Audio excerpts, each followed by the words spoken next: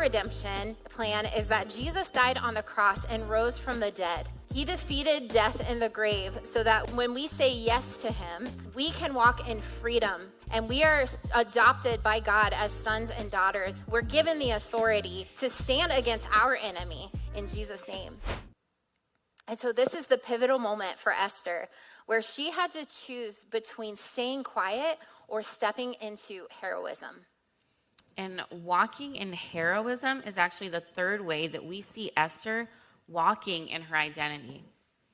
So Esther replies to Mordecai's request in chapter 4, verse 11. All of the king's officials and even the people in the provinces know that anyone who appears before the king in his inner court without being invited is doomed to die unless the king holds out his gold scepter. And the king has not called for me to come to him for 30 days. So this wasn't just a simple favor that she was trying to ask her husband really quick in passing. This was a task that would actually require Esther to risk her life. She knew what had happened to the previous queen when she disobeyed the law. And she knew that the king was reckless and had a temper. So of course, she takes a pause and she has to decide. Because if she chose to walk in her identity in this moment, she was actually going to be choosing to risk everything. And so let's look at Mordecai's reply in verses 13 and 14. Don't think for a moment that because you are in the palace, you will escape when all the other Jews are killed. If you keep quiet at a time like this, deliverance and relief for the Jews will arise from some other place, but you and your relatives will die. Who knows if perhaps you were made queen for just such a time as this.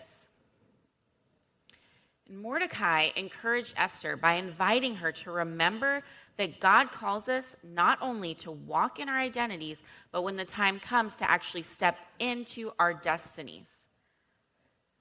So Esther bravely chose to risk her life, but she doesn't come right out and ask the king right away because she had learned that you actually have to walk in humility and honor as part of your identity as well.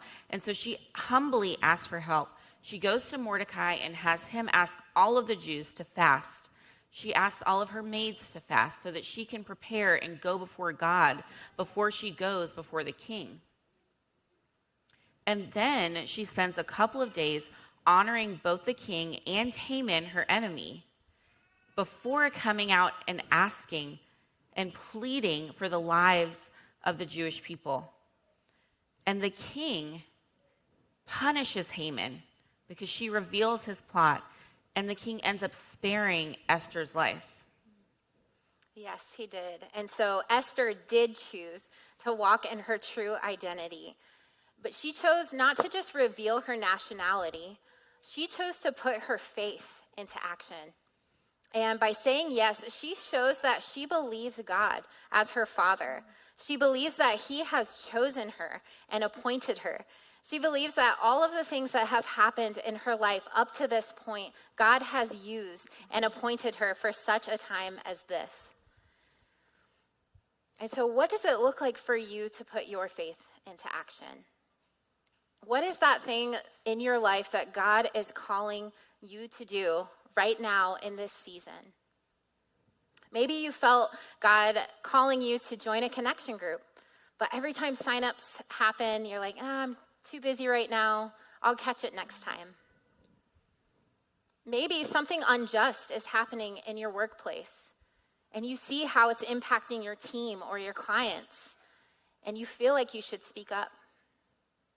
Maybe you're in a mom's group, and all of the other moms are talking bad about their husbands, but you feel like you've been called to speak life over yours. Maybe God is calling you to give the first 10% of what you earn, but things just keep coming up, and prices continue to rise. So why does it matter that we change the way we live our lives by walking in our identity as sons and daughters? It's because, as Shantell said, our identity is linked to our destiny. And our enemy, Satan, knows it.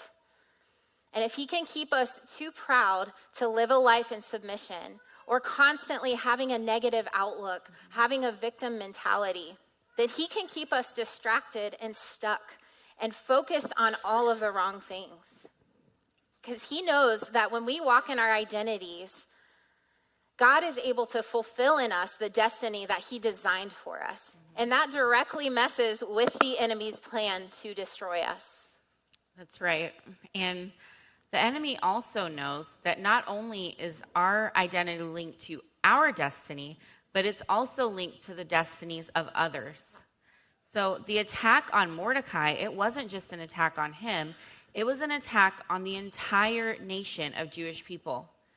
And the attack on our identities is not just an attack on us, it's an attack on the entire family of God.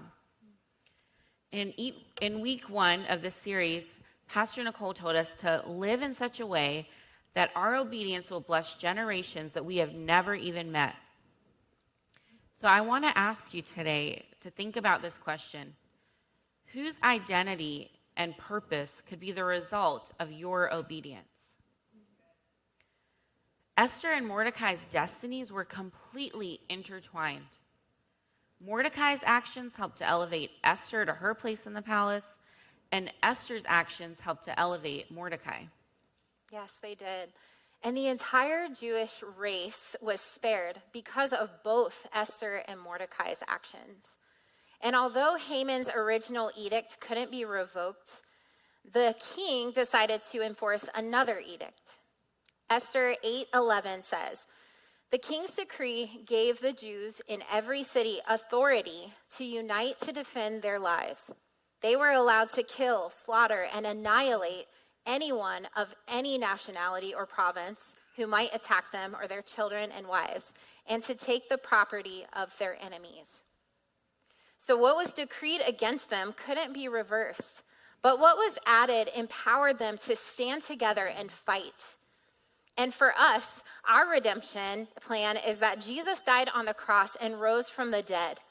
He defeated death in the grave so that we could, when we say yes to him, we can walk in freedom. And we are adopted by God as sons and daughters. We're given the authority to stand against our enemy in Jesus' name. Just like Esther, Mordecai, and the Jews were in a life or death situation, we are all also in a life or death situation. The enemy is out to kill us and destroy us. He's coming against our families. He's coming against our marriages, our mental health, our sexual identities. He wants to perform a mass spiritual genocide. We have to realize that it matters that we walk in our identities as sons and daughters. It is time to realize that it is up to us because we've been placed in our family, we've been placed in our schools, we've been placed on our team here at Grace Church in our ministries for such a time as this. That's right. And let's not sit by and just allow the enemy to formulate his plan and carry it out and destroy us. It is time to put our faith into action.